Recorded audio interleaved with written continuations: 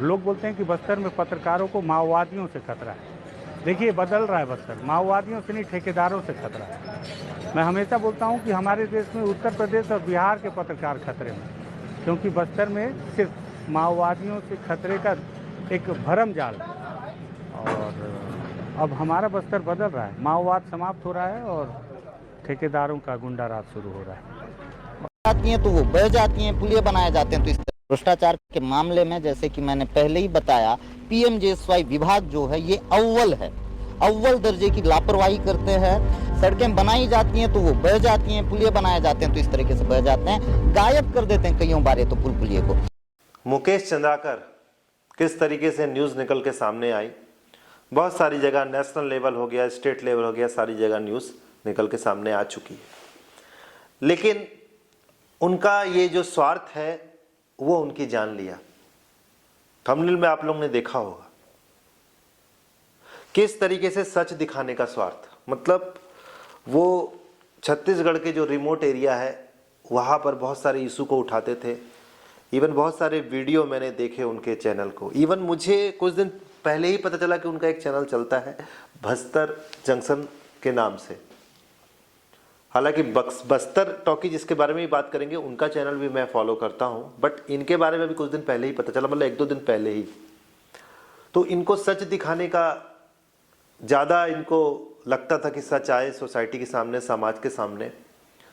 तो उनको अच्छा लगता था सच आए सामने। गलत चीज़ें हो रही है उनका वो विरोध करते थे। तो एक तरीके से स्वार्थी हो गए, क्योंकि उनको जो अच्छा लग रहा है वो करना चाहते हैं। हम स्वार्थी नहीं हैं। हमको अगर वो चीज़ लगता है कि दिखाना चाहिए या वीडियो बनाना चाहिए, तो हम या दिल्ली में बैठा बड़ा पत्रकार वो नहीं दिखाएगा। लेकिन वो दिखाते थे, यानी कि एक तरीके से स्वार्थी थे। माँ बाप का फिक्र नहीं किया, अपने घर में पत्नी का फिक्र नहीं किया, बच्चों का फिक्र नहीं किया। इसलिए मैं कहता हूँ कि वो स्वार्थी थे, क्योंकि उन्हें सच दिखाना अच्छा लगता था। इस तरीके से फील्ड में जाके, रिमोट एरिया में जाके सारा चीज़ को कवर करना और ऐसी बातों को उठाना जो हम और आप नहीं सोच सकते। मैं तो छत्तीसगढ़ के एक मेन सिटी में रहता हूँ, मैं खुद तक नहीं सोच सकता। तो इस तरीके से मैं उनको स्वार्थी कह रहा हूँ, जिसका खामियाजा उनको भुगतना पड़ा। वो ये नहीं जानते थे कि ऐसा करने से उनको नुकसान हो सकता है। इससे पहले भी तो बहुत सारी खबरें हमारे भारत में निकल के सामने आई। पत्रकार हो गया, बड़े आईएएस ऑफिसर हो गए, इंजीनियर हो गए। मंजूनाथ आपके यूपीएससी पास करके एक अधिकारी थे, उनकी हत्या कर दी गई थी बिहार में। गोल्डन क्वाड्रिलेटरल का टाइम जब रोड बन रहा था, तो आपका सत्येंद्र दुबे, नाम में गलती कर रहा हूं तो आप करेक्शन कर दीजिएगा, लेकिन वो गोल्डन क्वाड्रिलेटरल के टाइम में ही जब काम चल रहा था, नॉर्थ साउथ कॉरिडोर, ये सब सारे जो हाईवे बन रहे थे, तब घोटाला हो रहा था बहुत बड़ा। तब उनको आपके जो है रोड कॉन्ट्रैक्टर ने मौत के घाट उतार दिया। तो इतने सारे हमारे पास पुलिंदा है, हमको इतनी सारी जानकारी है। तो इस तरीके से ये घटनाएं होती रहती है, आम हो जाती है, लोग भूल जाते हैं। और साथ ही सबसे पहले आप देखिए कि बस्तर टॉकीज जो चैनल है, उन्होंने कितनी सुंदर बात कही है। ये बदल रहा है बस्तर। माओवादियों से नहीं, ठेकेदारों से खतरा है। तो आपने देखा कि किस तरीके से अब माओवादी का डर खत्म हो रहा है, अब किसी और चीज का डर आ रहा है। उसी तरीके से अजित अंजुम, जो कि बहुत बड़े यूट्यूबर हैं, साथ ही बड़े पत्रकार हैं, दिल्ली में बैठते हैं, उन्होंने एक्सेप्ट किया, स्वीकार किया कि हम एक बंद रूम के अंदर रिपोर्टिंग करते हैं या वीडियो बनाते हैं कुछ डेटा के आधार पे, हमारे मिलियन में भी व्यू आते हैं, बट जो ग्राउंड में जाके सारी सच को दिखाते हैं, बहुत हिम्मत चाहिए, बहुत दम चाहिए। उनको सच, जो उनको अच्छा लगता था कि सच दिखाना चाहिए। स्कूल में पानी भरा हुआ है, अगर उनके आप यूट्यूब चैनल में जाएंगे तो ये भी है। रोड वाला मैटर कि किस तरीके से आपका पुल बह गया, शायद उसी वजह से उनकी हत्या कर दी गई, और जबकि उनके वीडियो में उतने ज़्यादा व्यू नहीं थे तुलनात्मक रूप से। लेकिन सोचिए, गलत दिखाया गया तो लोग भड़क गए और ऐसा हो गया। उसी तरीके से अजित अंजुम ने काफ़ी अच्छे से एक्सप्लेन किया उन्होंने कि हम दिल्ली में बैठे हैं, दिल्ली का पत्रकार उस चीज़ को नहीं फील कर सकता, वो ग्राउंड में जाके सारी चीज़ें करते हैं। और अच्छा लगा कि इतने बड़े यूट्यूबर, इतने बड़े पत्रकार ने उनकी इस मुद्दे को उठाया और बाकी सारे पत्रकारों से या बड़े यूट्यूबर से भी निवेदन है कि ये मुद्दा को जरूर उठाए।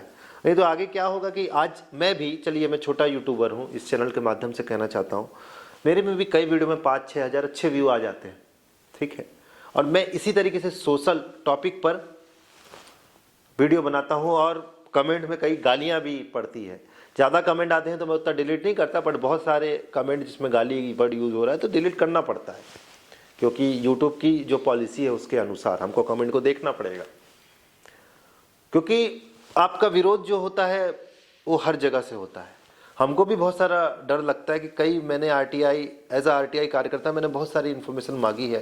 कई बार होता है कि मैं वीडियो नहीं बना पाता, जबकि बनाना चाहिए, लेकिन मैं स्वार्थी नहीं हूं ना, मैं अपनी फैमिली के बारे में सोच रहा हूं, लोगों के बारे में सोच रहा हूं, या रिस्क नहीं लेना चाहता, ठीक है, तो मैं वो काम नहीं कर पा रहा हूं जो मेरे अंदर की इच्छा है, तो मैं स्वार्थी नहीं होऊंगा ना। अगर मैं ये कर पाया तो मैं स्वार्थी हो गया, अपना देखूंगा। इसीलिए ये व्यंग रूपी तरीके से मैंने स्वार्थ वर्ड का यूज किया है कि इनको अपना काम करना अच्छा लगता था और ये करते थे, इसीलिए मैं उनको स्वार्थी बोल रहा हूं।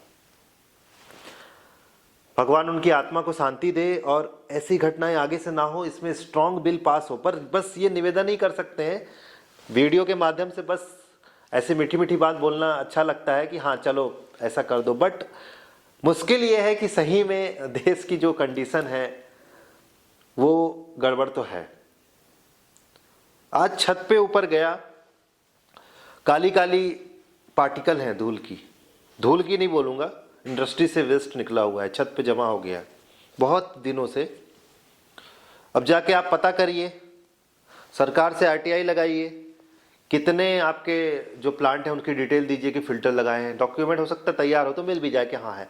जब हम रिपोर्टिंग करेंगे वहां जाके या इन्फॉर्मेशन लेंगे तो पता चलेगा इंडस्ट्री में कोई फिल्टर नहीं लगा हुआ है, फिर गैप पैदा होगा तो सामने वाला भड़क जाएगा, क्योंकि सामने वाले ने अच्छा खासा अफसरों को पैसा खिलाया है और हम यहाँ वीडियो बना रहे हैं, रिपोर्टिंग कर रहे हैं, उनकी चीज़ों को उजागर कर रहे हैं।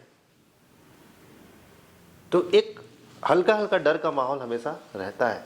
हर छोटी बात में आप देख लीजिए, अगर उसका विरोध आप करते हैं और जब वो फैलता है, स्प्रेड होता है, 10, 15, 20 व्यू में कोई फ़र्क नहीं पड़ता, लेकिन जब लाखों में व्यू आते हैं तो सामने वाले को फ़र्क पड़ता है और सामने वाला इस तरीके से एक्शन लेता है। यकीनन लोगों में हिम्मत होनी चाहिए और लोगों को साहस दिखाना चाहिए जो ये सब सारी चीज़ें होती है उसका विरोध करने का। चलिए मिलते हैं अगले वीडियो में। वीडियो देखने का बहुत बहुत धन्यवाद आपका।